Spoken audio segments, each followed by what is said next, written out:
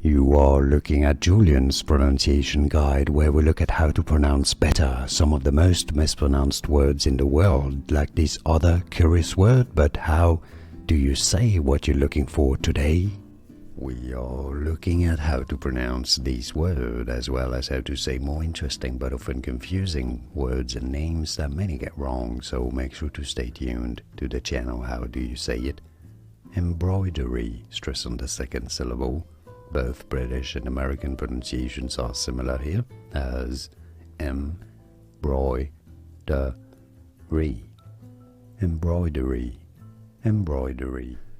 Here are more videos on how to pronounce more confusing words and names too many mispronounced. Like this video if you found it useful. I appreciate your support. I'll see you soon and thanks for watching.